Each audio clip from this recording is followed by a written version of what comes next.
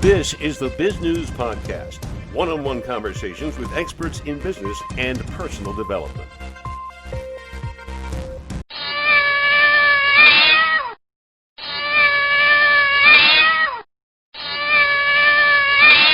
Did that get your attention? Maybe this might.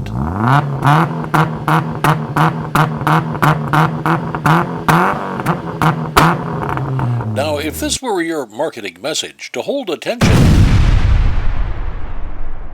you might need something really explosive, perhaps every 5 seconds or so. The success of your marketing message might depend on its ability to attract and hold the attention of an audience that will buy in or reject it within seconds. So says marketing expert Amy Balliett, founder of Killer Visual Strategies of Seattle. She's our guest on this expanded Bizgnus podcast.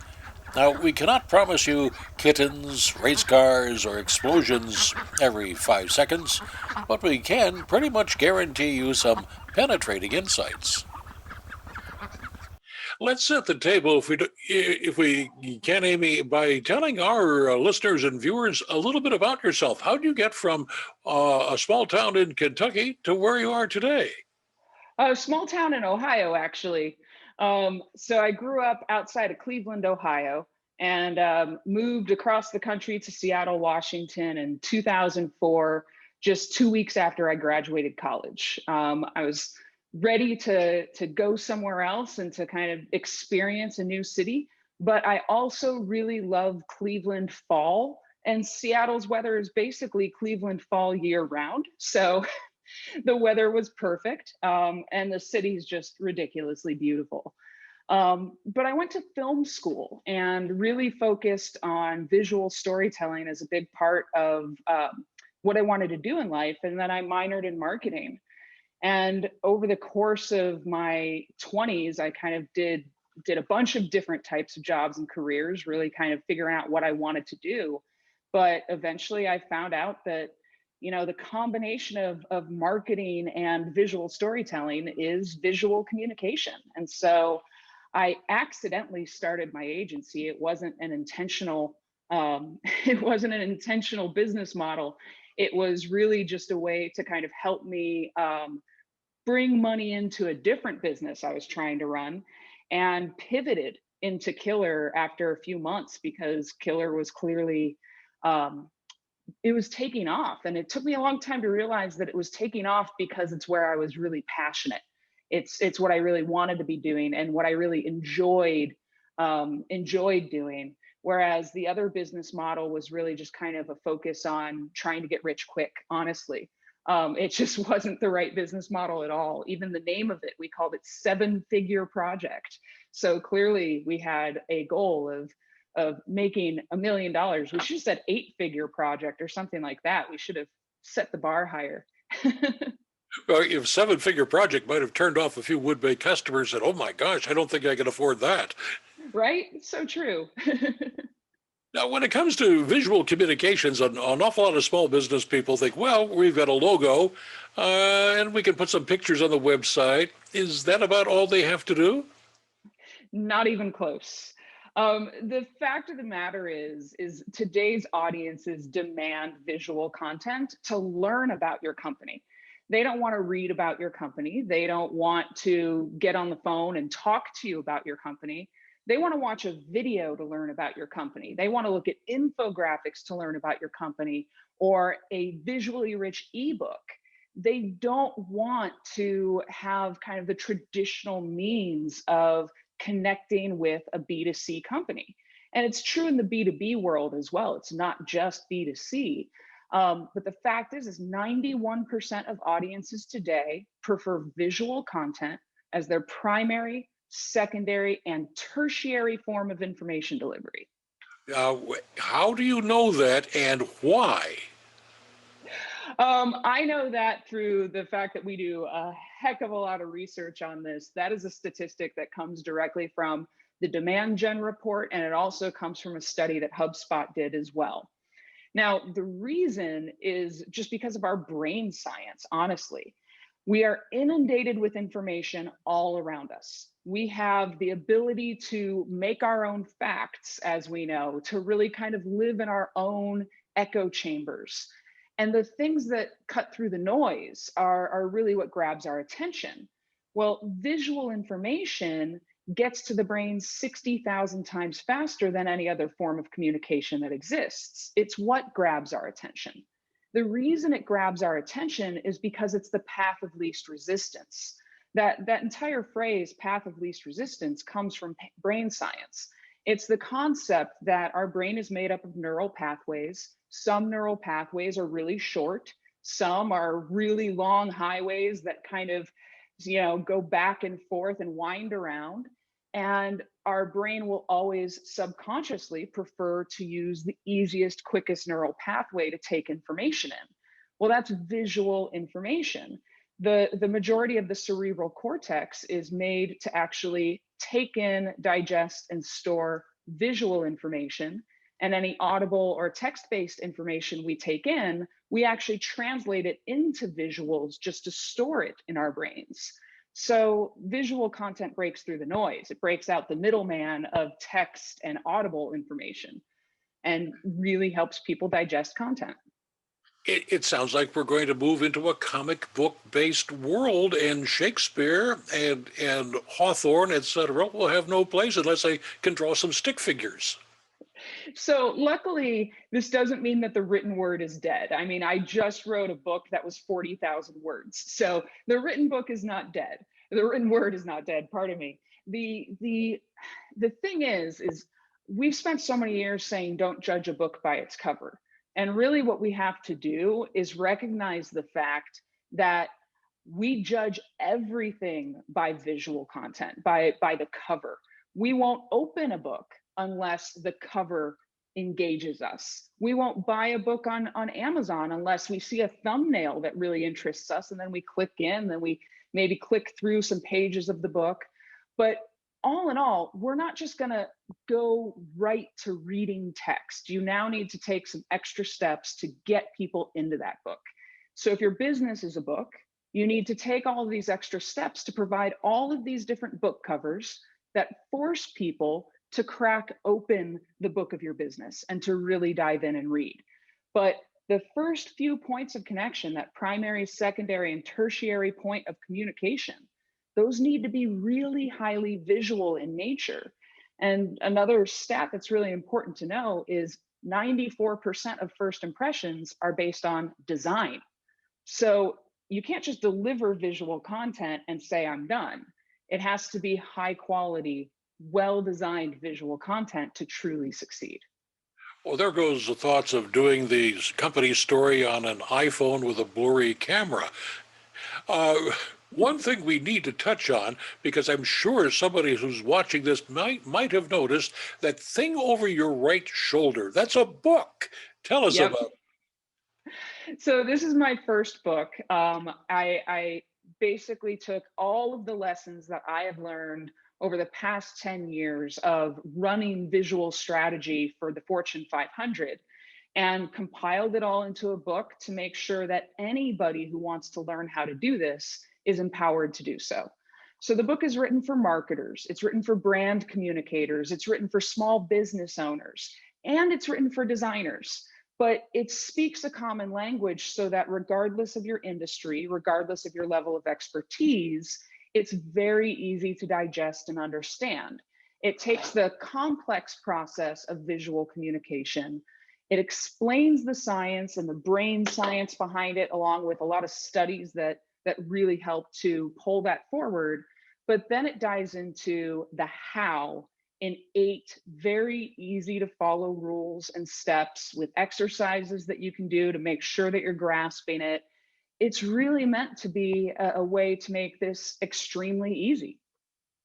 But in reality, things that look extremely easy, like that guy up on the trapeze, take an awful lot of work and practice, right? It's very true. And the fact is if you're not a graphic designer yourself, the lessons of this book aren't going to make you a graphic designer. The lessons of this book are going to give you the language necessary to manage a good graphic designer, to ensure that you're communicating with them in the best possible way and setting expectations with them, and also ensure that you can properly kind of coach them through what you need. And so if you're not a graphic designer, the fact is no book is going to teach you how to be a good graphic designer.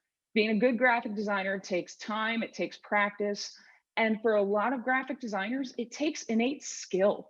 The fact is some people just have the innate, amazing skills to be phenomenal graphic designers.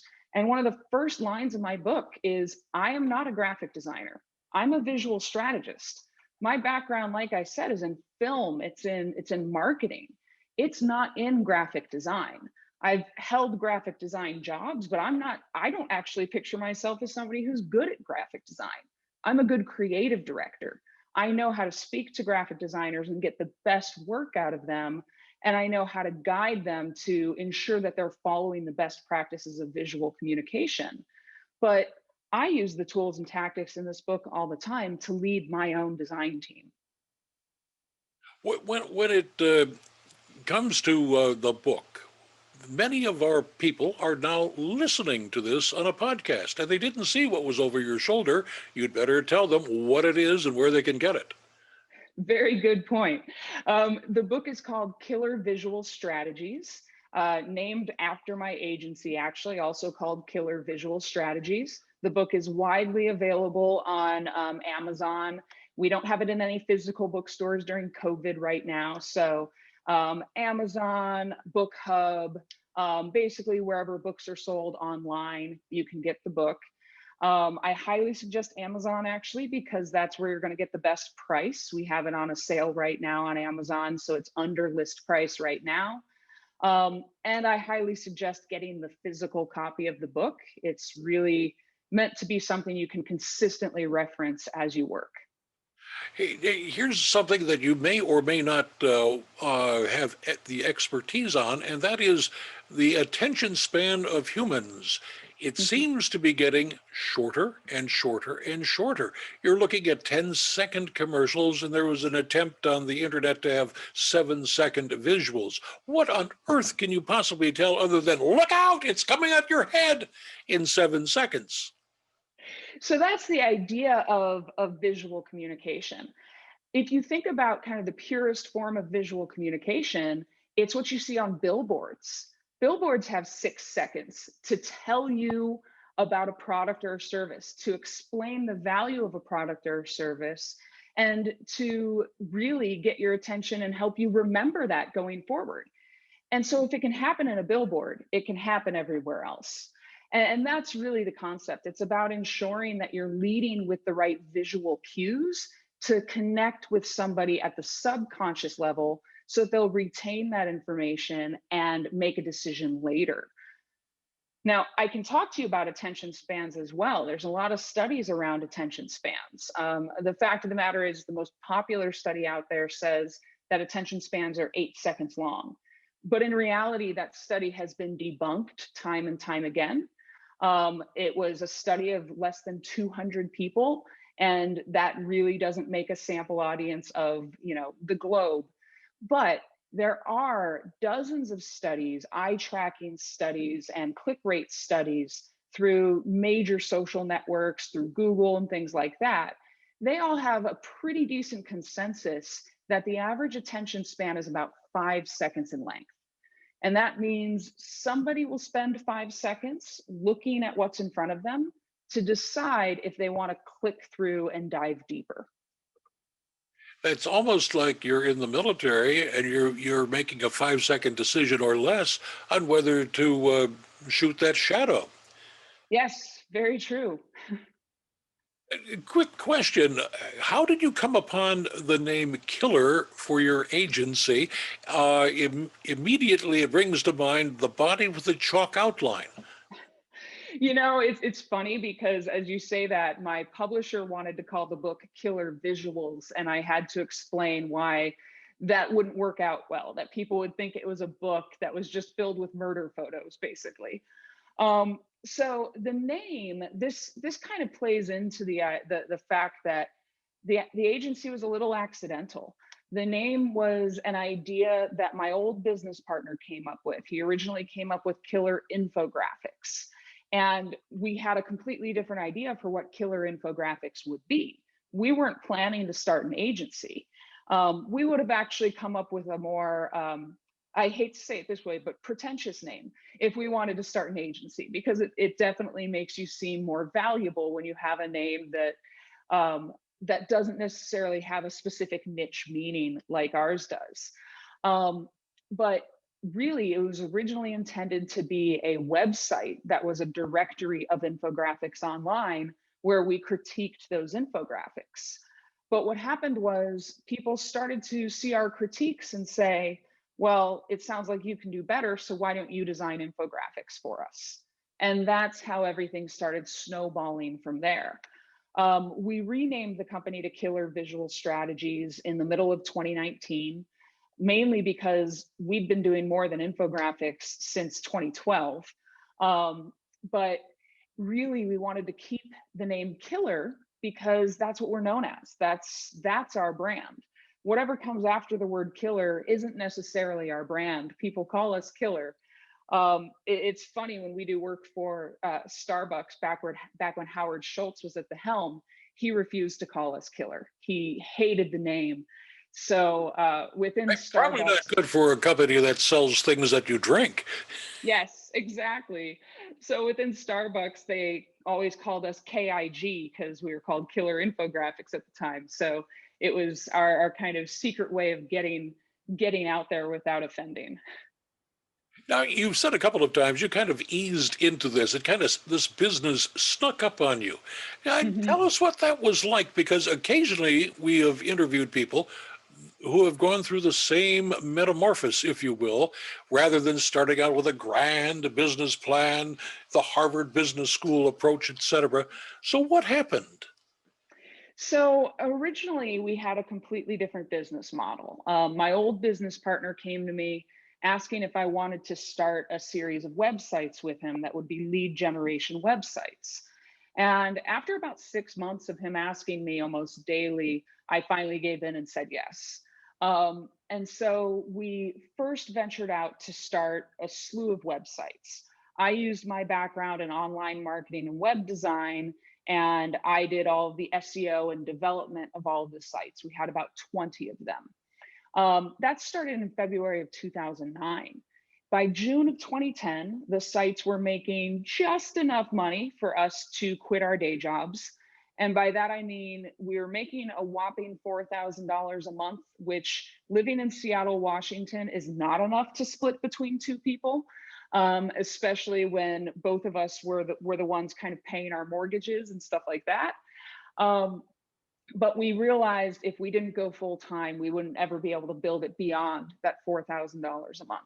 So we had saved a lot of money, each of us on our own, and decided we're going to live off of savings and try to grow this company.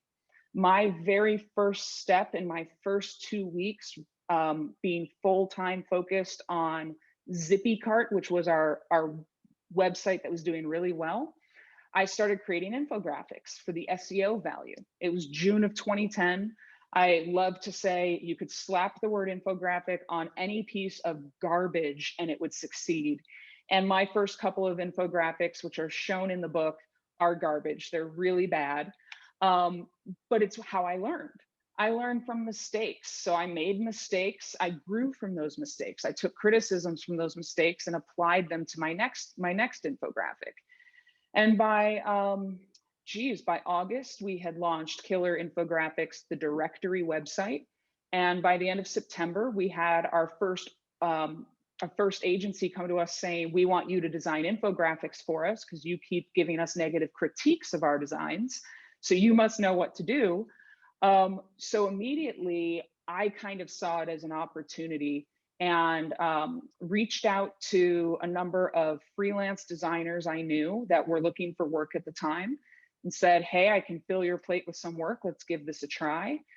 In Q4 of 2010, we did 14 orders. In January of 2011, we did 40 orders.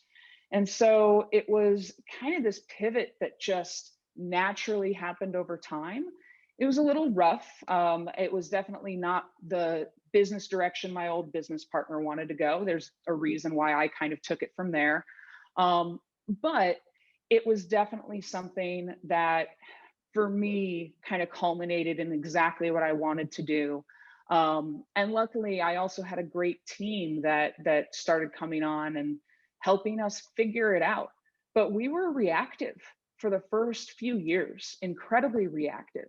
We didn't become truly proactive on, saying this is the type of company we want to become and these are the goals we want to set. We didn't start doing that until around 2014. So it was definitely a whirlwind for a while. And I always have said to myself, anything I start in the future, I will sit down and take the time and plan it intentionally. But there's something great about not being so married to your original business model. And that is, you do get to pivot when the opportunity arises. And that's what we did. Did you ever have sleepless nights wondering whether this was the right course? And if so, how did you overcome doubt? I have had so many sleepless nights, it's crazy. I constantly will look at the gray hairs that have formed and things like that and just say to myself, oh gosh, this business has aged me so much so fast. Um, so I mean, I don't know of a single business owner who doesn't have doubt, and who doesn't second guess the direction that they're going. And really, I think one of the best compliments I've ever received is by the CEO of my parent company, because I sold Killer at the end of 2018. The CEO of my parent company came to me and said that I'm one of the most resilient people that he knows. And I do think that a lot of the success that we had was success of resiliency, not necessarily of certainty or expertise in running a business. We learned, and when I say we, I mean myself and my exec team. We kind of have been just a scrappy bunch learning as we go, and we've really lucked out in the fact that we embrace mistakes.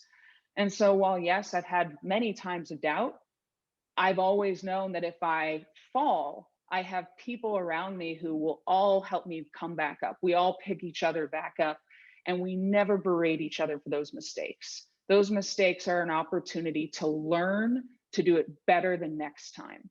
And so really, as long as you kind of focus on that, the sleepless nights will still come, but you do know that if you fail, you can move past it. And I've fallen on my face plenty of times in the past decade, plenty. Luckily, I just get back up. Oh, there you go. But why did you sell the company, though? Was that an exit strategy? No, it was actually because in this marketplace, when you're running an agency, you have a couple of options. As a small agency, you can either get by undercutting your competitors price wise, but we can't really do that because we don't use freelancers. Our entire team is in house, and that's very intentional. It ensures that our clients get a consistent team for years, and it ensures full accountability. We don't have an independent third party that we have to chase down to get the work done. So for me, that was very important, but it does mean that we can't compete on price. We bring more value to the table. We cannot undercut our costs. And so I knew that I couldn't stay small in the way that most small companies do and last. I also knew that the economy usually has a dip every 10 years. And paying Seattle salaries is something that, we had built ourselves up to be able to do, but I wasn't sure if we'd be able to withstand a big economic hit without having to lose key members of the team. And so I decided I wanted to find a great partner that not only could help kind of fortify the business by doing what all agencies do when they look to sell. They join a roll up. They look for other like agencies that they can partner together and bring more to their clients. So I knew I wanted that, but I also wanted a parent company that could guide me.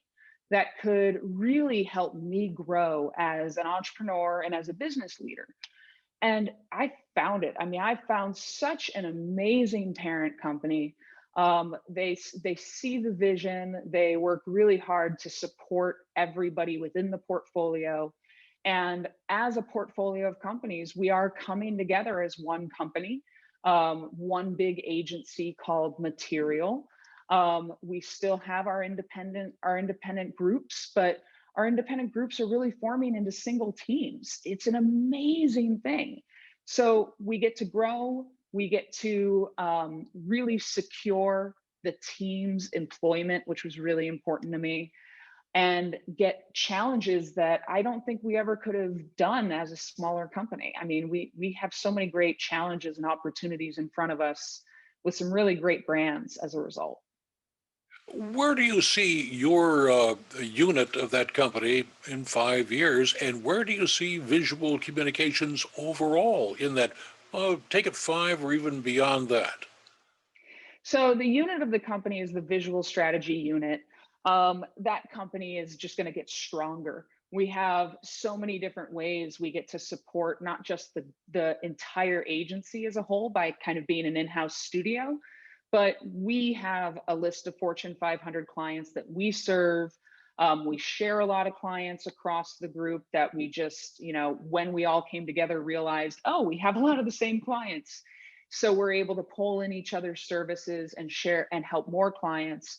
So we'll continue to serve our clients as we always have. We just get to also serve the clients of the other companies in the portfolio. So I see nothing but growth for the business unit and growth for the company as a whole. We're about 1,200 people strong right now, and I see that growing. But when it comes to visual communication, that is not going away. Visual communication has been around since we were putting cave paintings on walls. That's the original visual communication.